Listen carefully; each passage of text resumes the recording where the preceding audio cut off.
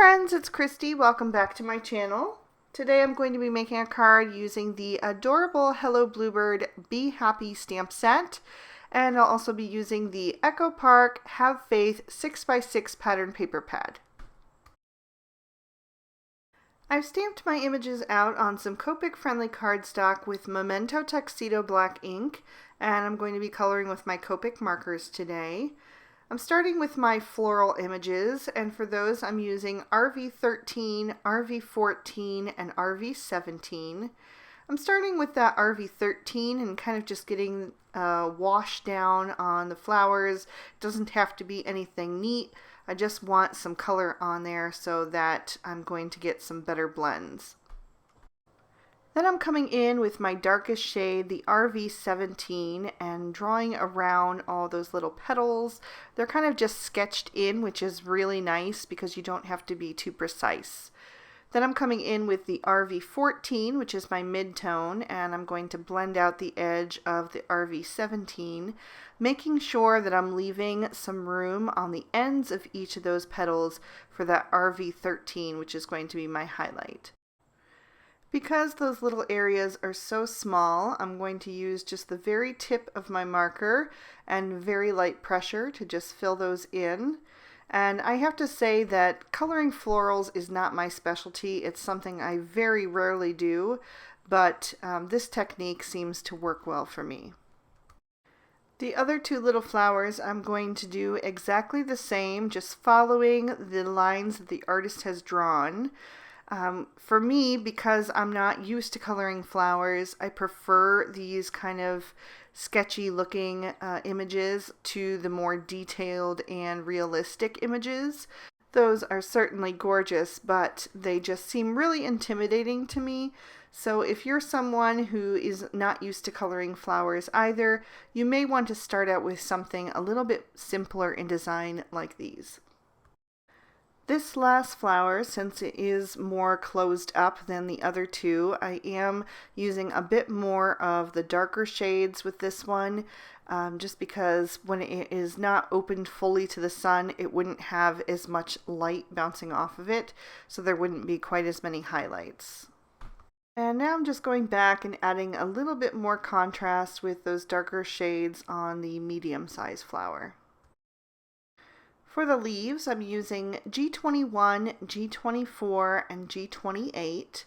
I'm starting with that G28 and laying in some shadows down towards the bottom edge of the leaves, also the bottom of the stem, and then right up under the flower on the stem as well, since it would cast a shadow. Then I'm going to blend upward with the G24, coming down also on the stem, and then filling in all the rest with that G21. And I wanted just a little bit more contrast, especially on those leaves, so I'm going to go back in with my G28 and darken up the area where they touch and connect to the stems, and then blend out with that G24 once again. By the way, I am matching all of my marker shades to my pattern paper that I'm going to be using on today's card. I always do this when I color, even if I don't show it in the video. I always choose my pattern paper that is going to be my main print and leave that off to the side, and then I compare it to my Copic color chart and use that to choose my color combinations. And that way I can ensure that the images that I color are always going to match perfectly. The only time that I did not do this was when I was participating in the Daily Marker 30-Day Coloring Challenge. But then after the challenge was over, I would always really struggle to use the images that I'd colored because they didn't match anything. So for this last one, I actually did pull out a pattern paper pad, and I kept that with my images for the entire challenge and colored them all to match so that I can use them on cards right away when it's over. For the honey pot and the bee's wings, I'm going to use BG70 and BG72. Normally when I'm coloring glass, I use BG10 and BG11, which is a really great combo for that. But since I was trying to match today's pattern paper, I thought I would try this combo instead. It's just a little bit more of a gray toned aqua, so I think it works well. I added just a little bit of that BG72 in a few little places and then blended really well with the BG70. And then for the bee's wings, I'm also starting real close to his body with that BG72 and then making sure to blend out really well to the tips with the BG70, which is a super pale color. And it'll look even more pale as it dries back. Coincidentally, it also matches my nail polish. Alright, so for the yellow parts of the bee, I'm using Y13, Y15, and Y17. And I'm starting with the Y17 on his face. I'm adding shadows around the top and on the right hand side so it just accentuates the heart shape of his face. And then I also added some to both the top and bottom of his body on the yellow stripe. I'm blending towards the center with the Y15 and then the Y13, and then I felt like I could use one more shade to just lighten up his face a little bit especially, so I added in the Y11. I'm also going to use the Y17, Y15, and Y13 to color in the honey. I wanted to keep the color palette really simple, so I didn't want to introduce a different shade, but it is just a little bit darker since it doesn't have the Y11 in it. For the black, I'm going to use some cool grays. I'm using C5, C7, and C9, which is almost black. It's a super dark gray. I'm starting with that C9 and adding the shadows on the top of his head and then along his little stripes on the back and at the top of his little feet. And then I'm going to blend towards the center with the C7, both on his head and on the stripes. I'm going to fill in the rest of his feet with that C7. And then I'll blend the center with the C5. Now I realized as I was coloring that my C5 was really dry, so it didn't look like it normally does. As soon as the video was over, I did go ahead and refill that marker, but for the sake of this card, it was okay since it was just that little bit. And then I filled in his antenna with the C7. I'm giving him some rosy cheeks with the RV10, and then I'm going to trim these images out with the matching dies. But before I do that, I just wanted to show you the pattern paper that I had sitting off to the side that I used to pull all my colors from. So I thought I would take you guys through how I chose the pattern papers for today's card. I'm starting with that print that I just showed you. This is what I call my base print, which has the most colors and usually the largest print to it. I really liked the navy blue polka dot that was next to it. And then right beside that, there was this tone-on-tone blue floral that I thought would work almost as a neutral because it's so light and the print is so small. And then I'm looking for a fourth print. I'm just kind of flipping through and holding the three pieces up against everything. And I kind of like this plaid. I wanted another kind of bolder pattern, but I wanted it to match the other three, but also have some pop and some contrast.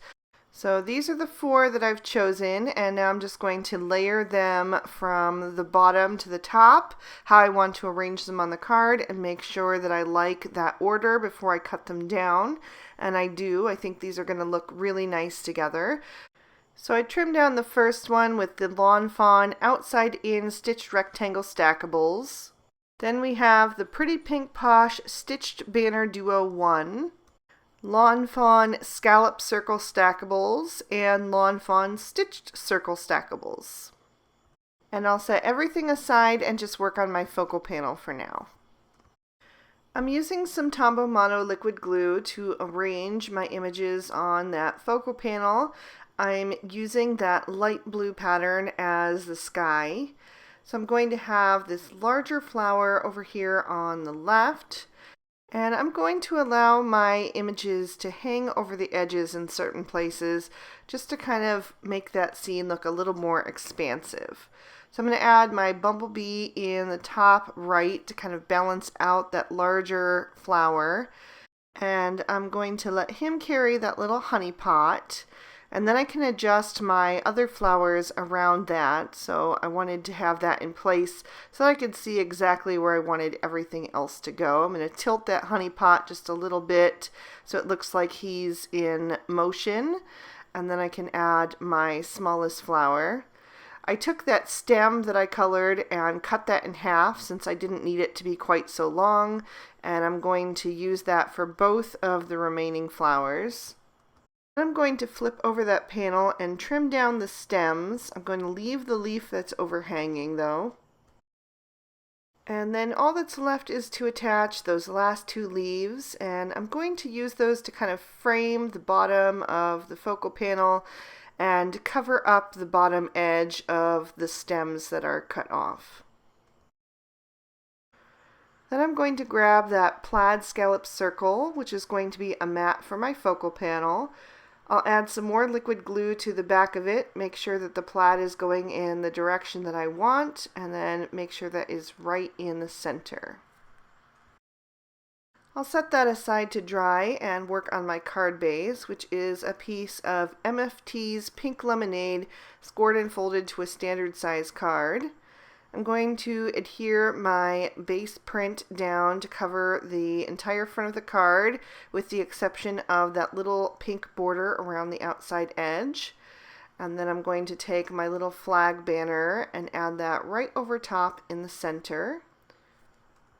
I added some foam tape to the back of my focal panel, so I'll just peel off the release papers and set that down in the center. I'm going to put it down gently at first to make sure it's lined up nice and straight, and it wasn't. So I can just pop that back up and readjust, try to get my fingers out of the way, and kind of use the outside edge of that banner to make sure it's straight. For my sentiment, I'm going to use the same white cardstock that I used to color and die cut my images from. And I'm going to stamp the Happy Bee Day down at the bottom with Memento Tuxedo black ink. I stamped that down 3 times to get a really nice impression. And then while I have my Misty out, I'm also going to stamp on the inside of the card. I like to do this. I think it just adds a bit of polish and finishes off the card nicely, brings a little bit of the outside to the inside. So I used Lawn Fawn's bubblegum ink to stamp the 3 hexagons and another one of the bumblebees and the sentiment that says, "You're the bee's knees." Since these were brand new images that hadn't been stamped before, I didn't get a great impression, but that's the nice thing about the Misty. I was able to stamp it down a couple more times until I was happy with the results. I trimmed out my Happy Bee Day sentiment into a little label, and now I'm going to add some more liquid glue to the back of that. And then I'm going to wedge that in between one of the leaves so that the top of the leaf comes up between the words Happy and Bee Day, so it kind of integrates it into the scene. I'm going to add some crystal stickles to my bee's wings, and I got a little bit on the antenna where I didn't want it, so I grabbed an open paper clip that I use to unclog my glue bottles sometimes and just kind of move that aside. And then I'm also going to add a layer of that to the honey and scrape any away that is on the glass so that the honey is sparkling. And then as usual, I couldn't stop myself, so I also added some glitter to the flowers. I just followed the shadows that I had colored and kept the glitter to those areas so it's more of an accent. And then last but not least, to finish off the card, I'm going to take some Studio Katia iridescent crystals. This is a mix of all different sizes, and it makes a really pretty glimmery accent that's kind of subtle. Just kind of picks up when you shift the card into the light, kind of like the crystal stickles. So I thought they would be a good match for each other. I'm adhering them using a pick-me-up tool and some Ranger Multimedia Matte. The tool has a bit of putty in the tip, so it allows you to pick up those gems really easily, and then you can put down your glue, and the back of the tool comes out into this little pick that you can use to help set the gems back down in the glue. So I adhered 7 gems in total, kind of cascading from the top left corner to the bottom right. So it's kind of going the opposite direction as the line that's drawn from the bee to the large flowers. That has a nice balance to it. And you can see how it really sparkles and shines when it catches the light. There's another peek at the inside, and that is going to complete our card for today. I hope you enjoyed today's video. If you did, please be sure to give it a thumbs up, and you can subscribe to my channel if you haven't already. I would love to have your support. You can also go ahead and ring that notification bell if you want to be sure that my videos always end up in your feed. Here's 2 extra videos I thought you might also be interested in, so hopefully those will tide you over until my next one. Until then, I hope you all have an amazing day. Bye-bye.